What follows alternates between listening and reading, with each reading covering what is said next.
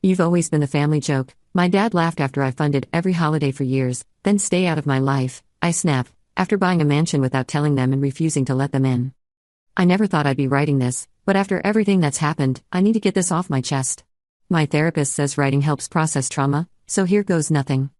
My name is Sarah, and I'm 34 years old. I'm a software engineer who got incredibly lucky with a startup that went public 3 years ago. But this story isn't really about my success, it's about how my family treated me before they knew I had money, and what happened when I finally had enough. Growing up, I was always the odd one out in the Mitchell family. My dad, Robert, is a mechanic who thinks college is a waste of money. My mom, Linda, works part-time at a grocery store and has always been obsessed with appearances. My older brother Jake is their golden child, a car salesman who inherited dad's charm and mom's looks. Then there's my younger sister Ashley, the family princess who could do no wrong even when she was stealing money from mom's purse to buy drugs in high school. I was the weird one who preferred books to boys, who spent weekends coding instead of partying, who chose a state school over the local community college. Dad used to joke that I was too smart for my own good and that I'd never find a husband because men don't like women who think they're smarter than everyone else. The jokes started small but got meaner over the years. At family gatherings, Dad would introduce me as our little computer nerd who thinks she's going to change the world. Mom would sigh dramatically and say things like, "I just wish Sarah would find someone nice and settle down like normal girls." Jake would make comments about how I was going to end up as a crazy cat lady, and Ashley would roll her eyes whenever I tried to contribute to conversations. But here's the thing, despite how they treated me, I loved my family. I kept thinking that if I just tried harder, if I just showed them how much I cared, they'd eventually accept me for who I was. So when I got my first decent paying job out of college, I started picking up the slack during holidays. It began with Thanksgiving 2015. Mom was stressing about the cost of feeding everyone, so I offered to buy the turkey. Then Christmas rolled around and Dad was complaining about money being tight, so I bought presents for my nephews, Jake's kids, Tommy and Michael. The next year, I paid for the entire Thanksgiving dinner. By 2017, I was funding pretty much every family gathering. I didn't mind at first. I was making good money as a senior developer, and I genuinely wanted to help. But what bothered me was that instead of gratitude, the jokes just got worse. Dad started calling me the family ATM, always with a laugh, like it was hilarious that his daughter was financially supporting their gatherings. Mom would make passive-aggressive comments about how I was showing off my money. Jake would joke that I was buying their love, and Ashley would complain that my contributions made her look bad because she couldn't afford to match them. The breaking point was Christmas 2019. I had just received a massive bonus from my company, and I went all out. I paid for a catered dinner, bought expensive gifts for everyone, and even rented a party room at a nice hotel because Mom said she was tired of hosting at home. The total cost was close to $8,000. During dinner, Dad had been drinking and was in one of his joking moods. He stood up with his beer and made a toast that I'll never forget. "Here's to my daughter Sarah," he said, grinning while everyone laughed. "You've always been the family joke, but at least now you're a rich joke who pays for our holidays." The room erupted in laughter. Jake was slapping the table, Ashley was giggling, and even Mom was smiling behind her wine glass. I sat there, fork halfway to my mouth, feeling like I'd been slapped. This man, my father, had just called me a joke in front of our entire extended family, and everyone thought it was funny. I put down my fork, stood up quietly, and walked to the bathroom. I locked the door and stared at myself in the mirror, tears streaming down my face. In that moment, I realized something that should have been obvious years ago: they didn't love me. They loved what I could do for them. I came back to the table, finished my meal in silence, and left early. Nobody asked if I was okay. Nobody followed me out. Jake actually called after me, "Don't forget to pay the bill on your way out." That was the last family gathering I attended for a long time. The next few months were rough. I threw myself into work, barely left my apartment, and started seeing a therapist named Dr. Rodriguez. She helped me understand that what my family was doing wasn't normal. Loving families don't make their members feel like shit for sport. They don't treat generosity as an expectation or use someone's kindness as material for cruel jokes. Meanwhile, my startup was doing incredibly well. We were in talks with several major companies about acquisition, and my stock options were looking more valuable by the day. In July 2020, we went public. Overnight, my net worth jumped to about $15 million. I didn't tell my family. For the first time in years, I felt free. I moved to a nicer apartment, started dating a wonderful man named David who's a teacher, and never heard of my company, and began living my life for myself instead of trying to win approval I was never going to get. The family, of course, noticed my absence. Mom started calling more frequently, asking when I was coming to visit. Dad would leave voicemails saying he missed his little computer girl. Jake texted occasionally, usually when he needed money for something. Ashley sent passive-aggressive messages about how I was abandoning the family. I kept my responses brief and polite but didn't commit to anything. I sent birthday cards and Christmas gifts but didn't attend gatherings. When they asked why, I'd make vague excuses about being busy with work. Thanksgiving 2020 was virtual anyway due to COVID, so it was easy to avoid. Christmas 2020, I sent gifts but said I was quarantining. By 2021, they were getting suspicious about my continued absence, but I held firm. Then came the big change. In early 2022, David and I decided to move in together. We were looking at apartments when my realtor, Karen, mentioned a property that had just come on the market, a mansion in an exclusive neighborhood about 40 minutes from where my family lives. The owner was relocating for work and needed to sell quickly. It was stunning. 6 bedrooms, 4 bathrooms, a gourmet kitchen, a home theater, a pool, and a 3-car garage, all sitting on 2 acres of beautifully landscaped property. The asking price was $1.8 million. It's probably out of your range, Karen said apologetically, but I thought you might want to see what's available in the luxury market. I surprised her by making an offer that day. Cash offer, no contingencies, full asking price. The sellers accepted immediately. David was shocked. I hadn't told him about the IPO money. I'd been living modestly and paying my half of everything despite being able to buy and sell his teacher salary 100 times over. That night, I finally came clean about my financial situation. He was hurt that I hadn't trusted him with the truth, but he understood why I'd been cautious. We're still working on rebuilding that trust, but he's been amazing about not treating me differently now that he knows. The house purchase went through in March 2022. I spent the next few months furnishing it and making it perfect. It truly felt like a dream home, the kind of place I'd imagined living in when I was a kid sharing a bedroom with Ashley in our cramped 2-bedroom rental. I still hadn't told my family about any of this. That changed in June 2022, when Jake called me in a panic. His oldest son Tommy needed surgery, not life-threatening, but expensive, and Jake's insurance wasn't going to cover all of it. He needed $12,000. Sarah, I know we haven't been the best family to you, he said, and for a moment I thought he was actually going to apologize. But you're the only one who can help us. Tommy's in pain, and we can't afford this on our own. I should mention that Jake drives a brand new pickup truck and takes expensive vacations twice a year, but apparently he couldn't figure out how to get a loan or use a credit card for his son's medical needs. I'll think about it, I said. Think about it? He repeated. Sarah, this is your nephew we're talking about. Family helps family. The audacity was breathtaking.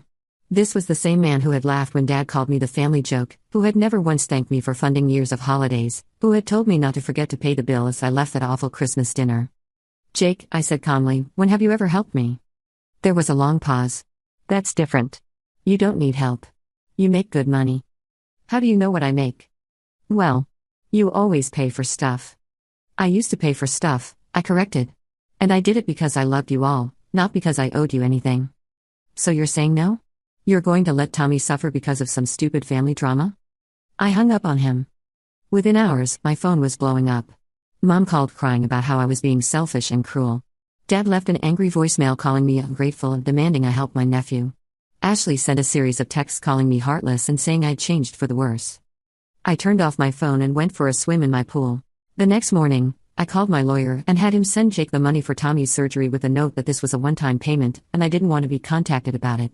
Then I had my number changed and blocked all of them on social media. I thought that would be the end of it, but I was wrong. Apparently, Jake had been doing some detective work. He found my new address, probably through public records from the house purchase, and decided to pay me a surprise visit in August 2022. I was in my kitchen making coffee when I heard David calling from the living room. Sarah, there are some people at the gate saying they're your family. My house has a security gate at the entrance to the driveway, with an intercom system. I could see them on the camera, Mom, Dad, Jake, Ashley, and Jake's wife Jennifer all crowded around Jake's truck, looking up at my house with their mouths hanging open. My first instinct was panic. They'd found me, found my sanctuary, found the one place where I felt completely safe from their judgment and cruelty. My second instinct was anger. I pressed the intercom button. What do you want? I asked. Sarah. Mom's voice crackled through the speaker. Honey, we need to talk. We had no idea. Why didn't you tell us about all this? Tell you about what? The house. The money. We're family, we should have known. I could hear Dad in the background. Jesus Christ, look at the size of this place. She's been holding out on us. That phrase, holding out on us, like my money belonged to them somehow. Sarah, Jake's voice now, we need to talk face to face. Buzz us in. No. What do you mean no? I mean no. You're not welcome here. Don't be ridiculous, Ashley chimed in. We're your family. You can't just shut us out. Watch me. I started to turn off the intercom, but Dad's voice stopped me. Sarah Michelle Mitchell, you open this gate right now. We raised you, we fed you, we put a roof over your head for 18 years. You owe us. The rage that had been simmering in me for months finally boiled over. I owe you? I said, my voice shaking. I owe you? Let me tell you what I don't owe you. I don't owe you anything for doing the bare minimum legal requirement of keeping your child alive. I don't owe you gratitude for years of jokes at my expense. I don't owe you access to my money or my home or my life. Sarah, Mom started. I'm not finished, I snapped. Do you want to know why I didn't tell you about the money? Because of exactly this. Because the moment you found out, you showed up at my door with your hands out, acting like I've been keeping something from you that rightfully belongs to you. We just want to understand, Jake tried. You want to understand? Fine. I'll help you understand. Remember Christmas 2019, Dad? Remember your toast? You called me the family joke. In front of everyone. And all of you laughed. The intercom went quiet. That was the night I realized that you don't love me. You love what I can do for you. You love having someone to make fun of, someone to feel superior to, someone to pay your bills when times get tough. But you don't actually love me. That's not true, Mom said, but her voice was weak. When's the last time any of you called me just to see how I was doing? When's the last time any of you remembered my birthday without Facebook reminding you? When's the last time any of you asked about my life, my work, my relationships, my dreams? Silence. You want to know the truth? I've been happier in the last 2 years without you than I was in the 32 years with you. I have friends who actually like me. I have a boyfriend who loves me for who I am, not what I can buy him. I have a life that doesn't revolve around trying to earn scraps of approval from people who were never going to give it to me anyway. Sarah, please, Mom was crying now. We're family. Family forgives each other. Family, I repeated. You know what families do? They support each other. They celebrate each other's successes. They don't spend decades making someone feel like shit and then act shocked when that person finally walks away. We made mistakes, Dad said. We can change. No, you can't. And you know how I know that?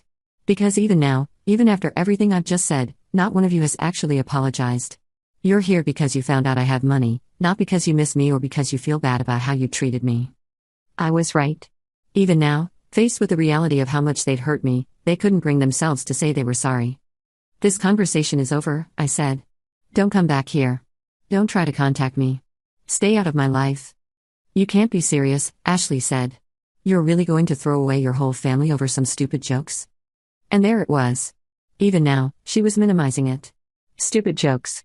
Years of systematic emotional abuse reduced to stupid jokes. Watch me, I said, and turned off the intercom. They sat in their truck for another 20 minutes, occasionally pressing the buzzer or shouting at the camera. Eventually, they left. But not before Jake got out and tried to climb the gate. The security system immediately triggered an alarm and floodlights, and he scrambled back down while Dad yelled at him to get back in the truck before the police showed up. I watched the whole thing from my living room window, equal parts horrified and vindicated. After they left, I found myself shaking with adrenaline. David made me tea and sat with me on the couch while I processed what had just happened. How do you feel? He asked. Free, I said without hesitation. For the first time in my life, I told them exactly what I thought of their behavior and didn't apologize for it. You were amazing, he said. You stood up for yourself without being cruel. You stated your boundaries clearly and calmly. Did I sound calm? I felt like I was screaming inside. You sounded strong. Like someone who knows their worth and won't accept less than they deserve. The next few days were intense. My phone was buzzing constantly with calls from relatives I hadn't heard from in years, cousins, aunts, uncles, all suddenly very interested in my life. Word had spread quickly through the family network that Sarah had money and was acting crazy. The stories I heard through mutual friends were wildly creative. According to family gossip, I had lost my mind with success and was too good for my own family now. Jake was telling people I'd become cold and heartless and was punishing innocent children because of imaginary slights. Ashley was spreading rumors that I was in an abusive relationship and David was isolating me from my family for nefarious purposes. The creativity would have been impressive if it wasn't so harmful.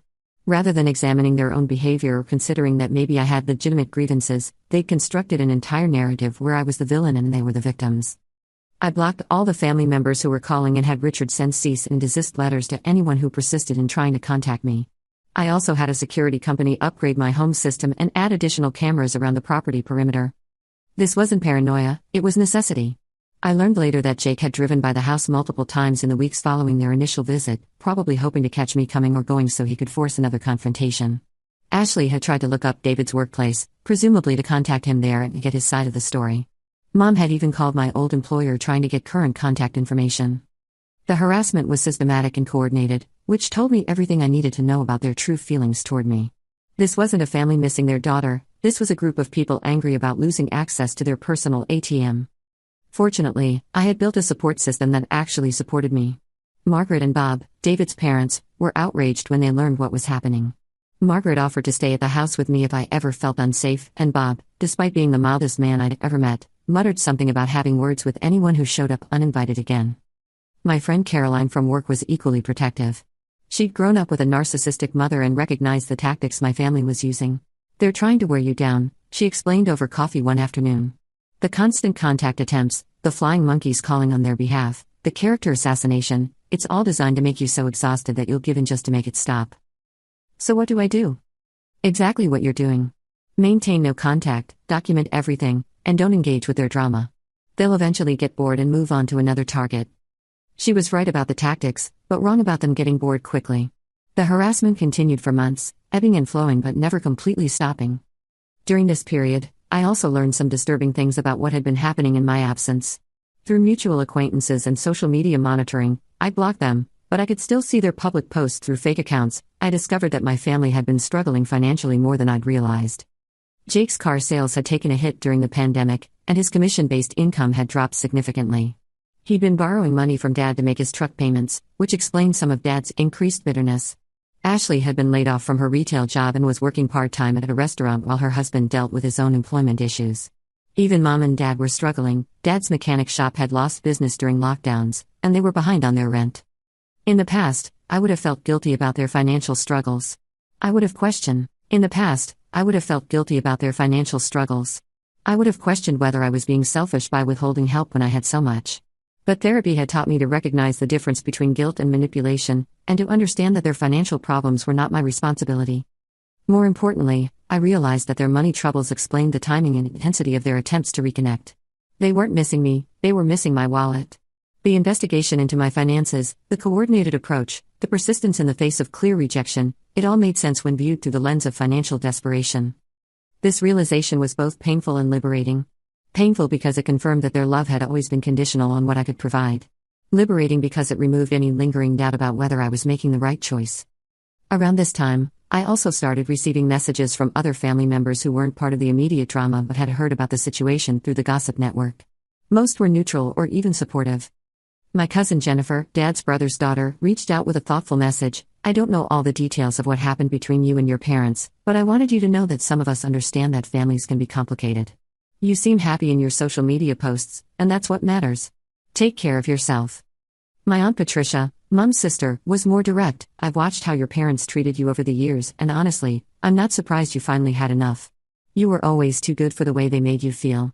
I hope you're finding peace." These messages meant more to me than I could express. It was validation that I wasn't crazy, that other people had noticed the dysfunction, that my decision to walk away was understandable to outside observers. But the most meaningful contact came from an unexpected source, my grandmother on my father's side, Dorothy, who was 92 and living in assisted care. She called me one evening in September, about a month after the gate incident. "Sarah, honey, is that you?" Her voice was frail but sharp. "Grandma Dorothy? How did you get my number?" "I have my ways," she said with a chuckle. "Listen, I heard about the trouble with your father and the rest of them." My heart sank. I'd always had a special relationship with Grandma Dorothy, and I couldn't bear the thought of her being disappointed in me too. "Grandma, I can explain." "You don't need to explain anything to me," she interrupted. "I've been watching that family for 90 years, and I've seen how they treat people who are different. Your father gets that from his own father, may he rest in peace, who never could stand anyone who made him feel small." I was crying before she finished the sentence. "I'm proud of you for standing up for yourself," she continued. "I should have done it years ago when I saw how they were treating you, but I thought it wasn't my place. I regret that now." "Thank you," I whispered. "You're a good girl, Sarah. You always have been. Don't let them convince you otherwise." We talked for another hour. She told me stories about my grandfather's family, about patterns of behavior that went back generations, about cycles of dysfunction that no one had ever been brave enough to break. "You're the first one with the strength to walk away," she said before we hung up. That takes courage. That conversation with Grandma Dorothy was a turning point for me. It gave me the historical context I needed to understand that this wasn't really about me, it was about generational patterns of behavior that I'd finally chosen not to perpetuate. It also made me more determined to create something different in my own life. David and I had been talking more seriously about marriage and children, and I knew that any family we created would be built on love, respect, and genuine care for each other's well-being. The next few months were peaceful. I changed my security codes, had my lawyer send a cease and desist letter when Jake tried to contact me through my old work email, and focused on building a life I actually wanted to live. David and I got engaged at Christmas 2022. We had a small ceremony with our close friends and his family, who welcomed me with open arms. His parents, Margaret and Robert, yes, another Robert, but this one is actually a good man, treat me like their own daughter. They've never asked about my money or made jokes at my expense. They just love me for who I am. In February 2023, I found out through mutual acquaintances that Jake had been telling people I'd gone crazy with money and was too good for my family now. He was painting himself as the victim, saying I'd cut them off for no reason and was heartlessly letting my nephews suffer. It would have hurt a year ago. Now it just made me laugh. Let him tell whatever story he needs to tell. The people who matter know the truth. I did have one moment of doubt, though. In April 2023, I got a call from a number I didn't recognize. It was my nephew Tommy, Jake's older son, who was now 15. "Aunt Sarah?" he said, and my heart immediately clenched. "It's Tommy. Please don't hang up." "Tommy, sweetie, how did you get this number?" "I found it in Dad's phone. He has it saved as Sarah, emergency only." He paused. "I wanted to thank you for paying for my surgery. Dad told me you did that even though you guys aren't talking anymore." I closed my eyes. "How are you feeling, honey? Are you all better?" "Yeah, I'm good. The surgery worked great." Another pause. "Aunt Sarah, why don't you come around anymore?" This was the question I'd been dreading. How do you explain to a 15-year-old that his father and grandfather are emotionally abusive? How do you tell him that his family creates toxic dynamics without making him feel like it's his fault? "Sometimes grown-ups have disagreements that can't be fixed," I said carefully. "It's not about you or Michael. You boys didn't do anything wrong. Dad says you think you're better than us now because you have money." My heart broke a little. "Tommy, do you remember when I used to come to family gatherings?" "Yeah." "Do you remember how Grandpa and your dad used to talk to me?" There was a long pause. "They made jokes about you a lot. How did those jokes make you feel?" Another pause. "Kind of bad. Like they were being mean." "They were being mean, sweetie. And after a while, I decided I didn't want to be around people who were mean to me, even if they were family." "That makes sense," he said quietly. "I'm sorry they were mean to you." Those words, from a 15-year-old, meant more to me than any apology I could have gotten from the adults. "Thank you for saying that," I told him. "And Tommy? I want you to know that I love you and Michael very much. This situation with your dad and grandparents doesn't change that. I love you too, Aunt Sarah. Maybe when I'm older, we can hang out sometimes? I'd like that very much." After I hung up, I cried for an hour. Not because I was sad, but because that kid had more emotional maturity at 15 than his father, grandfather, and uncle had ever shown in their entire adult lives. The final chapter of this story happened just last month. Ashley, who had been relatively quiet since the gate incident, apparently decided to make one last attempt at reconciliation. But instead of calling me directly, she decided to ambush me. I was at Target with David, doing boring couple shopping, when I heard someone calling my name. I turned around, and there was Ashley with her 2 kids, looking nervous but determined. "Sarah." Oh my God, what a coincidence. It wasn't a coincidence. Target is 40 minutes from where Ashley lives, but it's 5 minutes from my house. She'd been stalking my social media through friends' accounts, figured out my general location, and had been driving around hoping to spot me. "Hi, Ashley," I said calmly. "I can't believe I ran into you. Kids, say hi to Aunt Sarah." Her children, who were 6 and 8, looked confused. They barely remembered me, and I didn't blame them. I knelt down to their level. "Hi there," I said gently. "You've gotten so big." Ashley was practically vibrating with nervous energy. "We should catch up. Maybe grab coffee?" "I don't think that's a good idea," I said, standing up. "Come on, Sarah. It's been over a year. Don't you miss us at all?" David squeezed my hand supportively. Ashley noticed the gesture and looked him up and down with barely concealed disdain.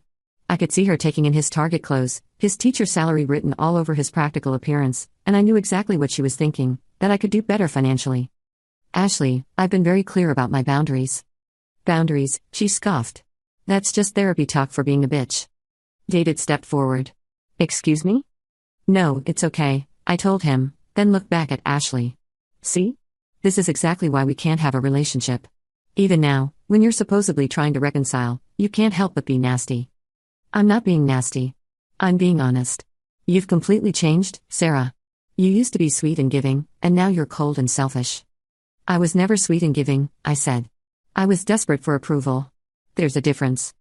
Whatever. Look, I didn't come here to fight. I came here to tell you that Mom's been really depressed since you cut us off. She cries about you all the time. The manipulation was so blatant it was almost insulting. Ashley, if Mom wants to talk to me, she knows how to pick up a phone and apologize. Apologize for what? For loving you? For being your family? For years of emotional abuse disguised as jokes. Oh my God, you are so dramatic. They were just jokes. And there it was again. Just jokes. Always just jokes. Ashley, I need you to listen to me very carefully, I said. I am never coming back. I'm never attending another family gathering. I'm never funding another holiday. I'm never going to pretend that years of cruelty were just harmless fun. I have a good life now with people who actually like me, and I'm not going to give that up to go back to being your family punching bag. Fine, she snapped. But don't come crying to us when you realize that money can't buy you a real family. Money didn't buy me a real family, I agreed. Cutting you out of my life allowed me to find one. David and I walked away while she was still sputtering. I didn't look back. That night, David asked me if I was really okay with never reconciling with them. I spent 32 years trying to be good enough for them, I told him. I'm not spending any more time on people who fundamentally don't like who I am. But what if they actually change? Then they can prove it by respecting my boundaries and leaving me alone. It's been 3 months since the Target incident, and they've done exactly that. No calls, no surprise visits, no attempts at contact through mutual friends. Either they've finally gotten the message, or they've decided I'm not worth the effort now that they know I won't be funding their lifestyle anymore. Either way, I'm at peace with it. I know some people reading this will think I'm being too harsh. They'll say that family is family, that blood is thicker than water, that I should forgive and forget. But here's what I've learned: just because someone is related to you doesn't mean they get to treat you badly. Just because someone raised you doesn't mean you owe them unlimited patience and financial support. Just because someone says they love you doesn't mean their actions reflect that love. I spent decades trying to earn something that was never available for me to earn.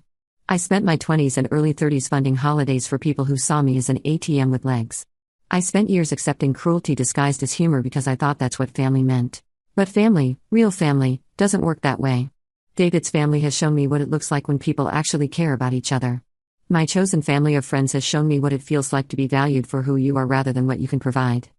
I have a beautiful home filled with people who love me. I have financial security that allows me to be generous with people who deserve it.